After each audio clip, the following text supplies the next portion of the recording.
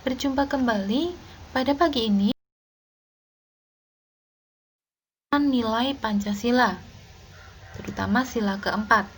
Nah, fungsi Pancasila yang pertama sebagai pandangan hidup, yang kedua sebagai pedoman hidup, yang ketiga sebagai petunjuk hidup. Pancasila sebagai pandangan hidup bangsa sebenarnya merupakan perwujudan dari nilai-nilai budaya milik bangsa Indonesia sendiri, yang diyakini kebaikan dan kebenarannya. Pancasila sebagai pandangan hidup bangsa dipergunakan sebagai petunjuk dalam kehidupan sehari-hari.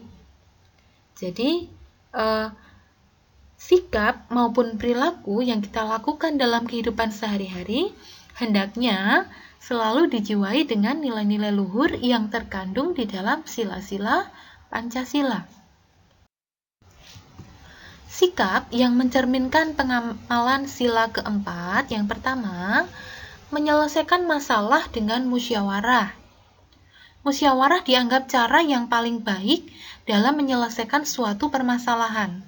Karena di dalam setiap musyawarah, kita dapat mendengar pendapat dari banyak orang.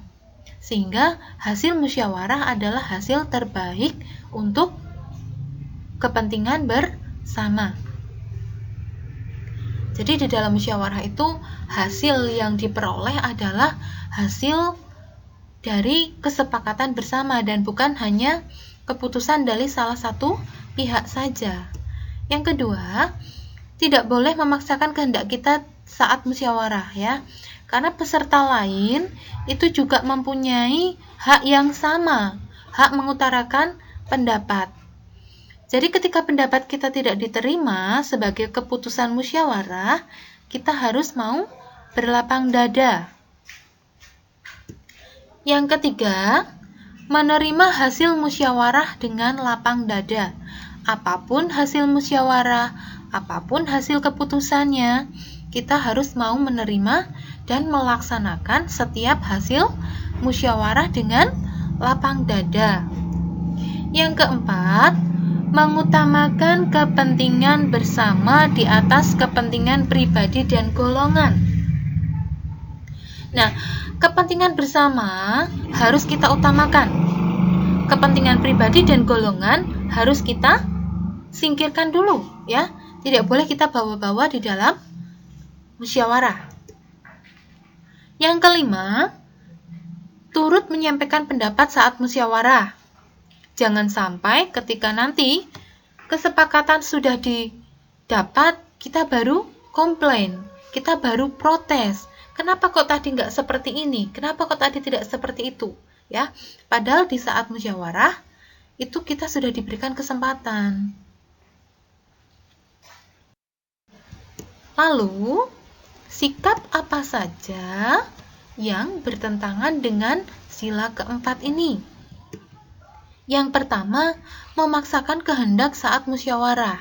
Jadi, di sini kehendak kita yang harus diterima sebagai hasil keputusan, ya. Yang kedua, tidak menghargai pendapat peserta lain. Jadi, menganggap kalau pendapat dari peserta lain itu tidak baik untuk kepentingan kita bersama, ya. Yang ketiga, tidak mau bermusyawarah. Segala sesuatu yang menyangkut kepentingan umum itu harus dimusyawarahkan. Tapi di sini tidak, ya. Sikap yang bertentangan ini tidak, dia nggak mau bermusyawarah. Jadi mengambil keputusan sendiri untuk kepentingan bersama. Itu tidak dibenarkan, ya. Yang keempat, menolak menghadiri rapat. Sudah diundang, nggak mau datang. Nanti setelah ada hasil rapat keluar, baru kita protes, baru kita grundel di belakang, ya. Padahal rapat saja kita tidak mau hadir, ya. Yang kelima, bersikap tidak adil. Nah, contohnya, ketika di dalam suatu musyawarah ada si A yang notabene hanya masyarakat biasa, yang si B adalah orang terpandang di daerahnya. Kemudian ketika mereka berpendapat, pendapat si orang yang terpandang ini yang dipertimbangkan sebagai hasil untuk musyawarah, ya. Ini contoh dari sikap yang tidak adil. Yang keenam, menolak hasil rapat. Sebagai peserta rapat atau musyawarah yang baik, harusnya kita mau menerima setiap hasil yang sudah disepakati. Nah, bagaimana kalau misalnya sudah musyawarah tapi tidak ada kesepakatan? Ya, bisa diambil dengan cara voting. Voting adalah pengambilan keputusan melalui suara terbanyak. Nah, di dalam musyawarah, di dalam sebuah rapat itu akan dapat berjalan dengan baik, akan dapat dilaksanakan ketika kehadiran itu lebih dari 50%, ya. Misalnya peserta rapatnya atau musyawarahnya itu 10 orang, berarti harus lebih dari 5 orang, 6 orang, 7 orang, 8 orang, ya. Nah, kehadiran itulah yang dinamakan dengan quorum, ya. Quorum itu adalah kehadiran peserta yang lebih dari 50%. Jadi setiap musyawarah harus mempertimbangkan itu. Kalau belum 50% lebih, belum mencapai quorum, ya berarti belum dapat dimulai.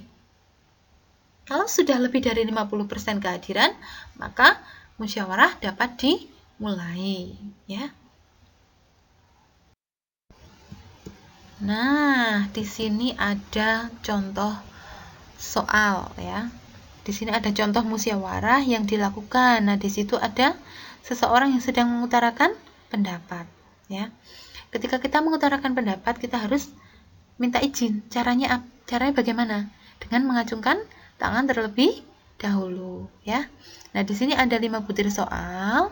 Coba kalian kerjakan supaya untuk mengasah kemampuan kalian mengetahui seberapa daya serap kalian terhadap materi yang kita bahas kali ini, ya.